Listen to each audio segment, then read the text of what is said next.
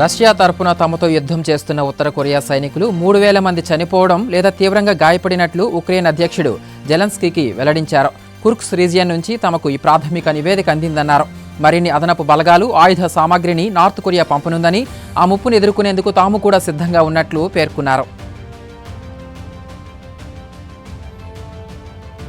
America ఫ్లోరిడాలో నిర్వహించిన Christmas వేడుకల్లో ప్రమాదం చోటు చేసుకుంది. 200 డ్రోన్లతో షో జరుగుతుండగా ఒకదానికొకటి ఢీకొని పిట్టల్లా రాలిపోయాయి. ఇందుకు సంబంధించిన వీడియోలు సోషల్ మీడియాలో వైరల్ అవుతున్నాయి. ఆ శకలాలు పడి పలువురు గాయపడ్డారు. ఓ 7 ఏళ్ల బాలుడి పరిస్థితి విషమంగా ఉంది. ప్రమాద సమయంలో అక్కడ దాదాపు 25,000 మంది ఉన్నట్లు తెలుస్తోంది. తెలంగాణలో ఫార్ములా ఈ రేసు కేసుపై ఈడీ అధికారులు కూడా విచారణ ప్రారంభించారు. 2 రోజుల్లో నిందితులకు నోటీసులు ఇవ్వనున్నట్లు సమాచారం. మరోవైపు ఈ వ్యవహారంపై ఏసీబీ దర్యాప్తు ముమ్మరం చేసింది. రేసుకు సంబంధించిన ఒప్పంద పత్రాలను పరిశీలించిన అధికారులు నిందితులకు నోటీసులు జారీ చేయనున్నారు. తెలంగాణలో జర్నలిస్టుపై దాడి కేసులో నటుడు మోహన్ బాబుకు గతంలో హైకోర్టు ఇచ్చిన ఉపశమనం గడువు నేటితో ముగియనుంది. ఆయన దాఖలు చేసిన ముందస్తు బెయిల్ పిటిషన్ను నిన్న ధర్మాసనం కొట్టివేసింది. దీంతో తదుపరి చర్యలకు పోలీసులు సిద్ధమవుతున్నారు. ఇవాళ ఆయనకు నోటీసులు జారీ చేసి విచారణకు పిలుస్తారని సమాచారం. తెలంగాణలో ఏం జరుగుతుందంటూ కేటీఆర్ ట్వీట్ చేశారు. కూల్చివేతలు, ఎగవేతలు, కరెంటు కోతలు, చిన్నారుల చావులు, కోడెల అమ్మకాలు, అల్లర్లు, అబద్ధాలు, పగలు, ప్రతీకారాలు, దాడులు, దౌర్జన్యాలు, ధర్నాలు, దీక్షలు, ఢిల్లీ టూర్లు, కేసులు, అరెస్టులు ఇవేనా? ఇంకేమైనా ఉంటే చెప్పండి అని పేర్కొన్నారు. గ్రామాల్లో రెవెన్యూ అధికారుల నియామకానికి తెలంగాణ ప్రభుత్వం కసరత్తు మొదలుపెట్టింది. ఇతర శాఖల్లోకి బదిలీ అయిన వీఆర్ఓలు, వీఆర్ఏల నుంచి ఆప్షన్లు స్వీకరిస్తోంది. గూగుల్ ఫామ్స్లో ఈ నెల 28లోగా వివరాలు సేకరించాలని కలెక్టర్లను ఆదేశించింది. పాఠశాలల్లో చదువుతున్న విద్యార్థుల వివరాలను జనవరి 31లోగా ఆన్లైన్లో నమోదు చేయాలని తెలంగాణ రాష్ట్ర విద్యాశాఖ ఆదేశించింది. ఇందుకు డీఈఓలు, ఎంఈఓలు, హెచ్ఎంలను బాధ్యులుగా చేస్తూ ఉత్తర్వులు ఇచ్చింది. విద్యార్థుల వివరాల సేకరణకు ప్రభుత్వం కొంతకాలంగా ప్రయత్నిస్తున్నప్పటికీ కేవలం 3% పూర్తయింది. దీంతో ఈ ప్రక్రియను వేగంగా పూర్తి చేసేందుకు చర్యలు తీసుకుంటోంది. ఆటో రంగ దిగ్గజాలు హోండా, నిస్సాన్ విలీనానికి ఒప్పందం కుదిరింది. 2 కంపెనీలకు మాతృ సంస్థగా జాయింట్ హోల్డింగ్ కంపెనీ ఏర్పాటు చేసి దానికి షేర్లు బదిలీ చేయనున్నాయి. 2026 ఆగస్టు నాటికి డీలిస్టింగ్ పూర్తి చేసి కంపెనీ షేర్లను టోక్యో స్టాక్ ఎక్స్చేంజీలో లిస్టింగ్ చేసేందుకు ప్రయత్నిస్తున్నాయి. టొయోటో, ఫోకే వ్యాగన్ల నుంచి వస్తున్న పోటీని తట్టుకునేందుకు విలీనం జరుగుతున్నట్లు బిజినెస్ వర్గాలు చెబుతున్నాయి.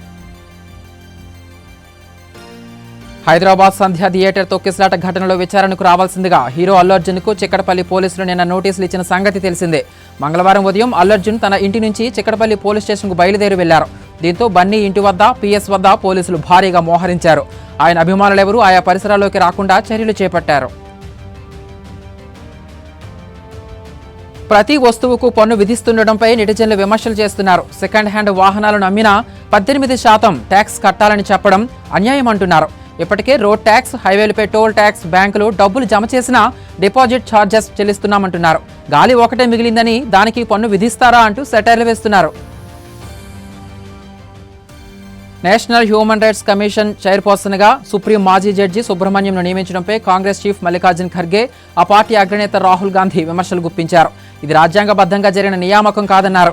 ఆయన నియమించిన విధానం సరిగ్గా లేదని, నియామకానికి ఉద్దేశించిన కమిటీ నిబంధనలను తుంగలో తొక్కిందన్నారు. నైరుతి బంగాళాఖాతంలో ఏర్పడిన తీవ్ర అల్పపీడనం ఏపీ, ఉత్తర తమిళనాడు తీరాల వైపు పయనిస్తుందని ఐఎండీ తెలిపింది. దీని ప్రభావంతో 3 రోజులు విస్తారంగా వర్షాలు కురిసే అవకాశం ఉందంది. ఇవాళ ఉత్తరాంధ్ర, ఉభయ గోదావరి, కృష్ణా, ఎన్టీఆర్, గుంటూరు, బాపట్ల, పల్నాడు, ప్రకాశం, నెల్లూరు జిల్లాల్లో మోస్తరు నుంచి భారీ వానలు పడతాయని వెల్లడించింది. తిరుమల శ్రీవారి దర్శనం కోసం వచ్చే తిరుపతి భక్తులకు జనవరి 5న టికెట్లు జారీ చేయనున్నట్లు టీటీడీ వెల్లడించింది. ప్రతి నెల మొదటి మంగళవారం తిరుపతి స్థానికులకు దర్శనం కల్పిస్తున్నట్లు ఇటీవల ప్రకటించిన విషయం తెలిసిందే. ఈ నేపథ్యంలో జనవరి 7న దర్శనం కోసం 5వ తేదీన తిరుపతి మహతి ఆడిటోరియం, తిరుమల బాలాజీ నగర్లోని కమ్యూనిటీ హాల్లో దర్శన టికెట్లు జారీ చేయనుంది. ఏపీ సీఎం చంద్రబాబు ఇవాళ సాయంత్రం ఢిల్లీకి వెళ్లనున్నారు. బుధవారం దివంగత మాజీ ప్రధాని వాజ్పేయి 100వ జయంతి సందర్భంగా ఏర్పాటు చేసిన కార్యక్రమంలో పాల్గొంటారు. అనంతరం కేంద్ర మంత్రులతోనూ సమావేశమై రాష్ట్రానికి సంబంధించిన పలు అంశాలను ప్రస్తావిస్తారు. రేపు రాత్రి అమరావతికి తిరిగొస్తారు. ఏపీ మాజీ CM YCP chief Jagan YSR జిల్లాలో పర్యటిస్తున్నారు. మంగళవారం ఇడుపులపాయలోని వైఎస్ఆర్ ఘాట్ వద్ద నివాళులర్పించిన అనంతరం పులివెందుల బయలుదేరి వెళ్లారు. 25న సిఎస్ఐ చర్చిలో జరిగే క్రిస్మస్ వేడుకల్లో పాల్గొంటారు. 26న పులివెందుల క్యాంప్ ఆఫీసులో ప్రజా దర్బార్ నిర్వహిస్తారు. 27న పులివెందుల విజయ గార్డెన్స్లో ఓ వివాహానికి హాజరై బెంగళూరుకు వెళ్తారు. ఏఐ సాయంతో 2 గంటల్లో తిరుమల శ్రీవారి దర్శనం కల్పించాలనే ఉద్దేశంతో టీటీడీ చేసే ప్రయత్నాలు కొనసాగుతున్నాయి. ఫేస్ రికగ్నిషన్ ఎంట్రీపై బెంగళూరుకు చెందిన ఓ సంస్థ టీటీడీ చైర్మన్ కార్యాలయంలో డెమో చూపించింది. టోకెన్ జారీ, ఫేషియల్ రికగ్నిషన్, బ్యారియర్ గేట్ వద్ద నిలబడితే ఆటోమేటిక్గా తెరుచుకోవడం తదితర అంశాలను టీటీడీ సభ్యులు, అధికారులు పరిశీలించారు. భవానీ దీక్షాపరులతో ఇంద్రకీలాద్రి కిటకిటలాడుతుంది. 3 రోజుల్లో 2 లక్షల మందికి పైగా భక్తులు అమ్మవారిని దర్శించుకోగా 8 లక్షలకు పైగా లడ్డూల విక్రయాలు జరిగాయి. ఈ నెల 29న దీక్షల విరమణ ఉండడంతో భారీగా లడ్డూల తయారీతో పాటు అన్నదానానికి ఏర్పాట్లు చేస్తున్నారు. 3వ రోజైన సోమవారం 63,000 మంది అమ్మవారిని దర్శించుకున్నారు. తిరుమలలో టోకెన్లు లేని భక్తులకు శ్రీవారి సర్వదర్శనానికి 16 గంటల సమయం పడుతోంది. వైకుంఠం క్యూ కాంప్లెక్స్లోని 28 కంపార్ట్మెంట్లో వెంకటేశ్వర స్వామి దర్శనానికి వేచి ఉన్నారు. నిన్న మలయప్ప స్వామిని 65,656 మంది దర్శించుకోగా 24,360 మంది తలనీలాలు సమర్పించుకున్నారు. శ్రీవారి హుండీ ఆదాయం 4.15 కోట్లు వచ్చినట్లు దేవస్థానం వెల్లడించింది. ఏపీ స్కూల్ మేనేజ్మెంట్ కమిటీలకు డిసెంబర్ 27 నుంచి నాన్ రెసిడెన్షియల్ విధానంలో రోజు శిక్షణ ఇవ్వనున్నట్లు విద్యాశాఖ వెల్లడించింది.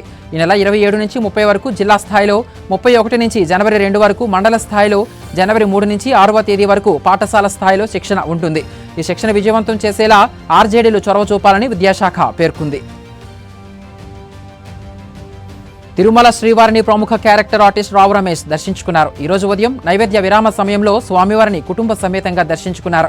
ఈ సందర్భంగా ఆయనకు ఆలయ అధికారులు దర్శన ఏర్పాట్లు చేసి అనంతరం రంగనాయకుల మండపంలో తీర్థ ప్రసాదాలు అందజేశారు.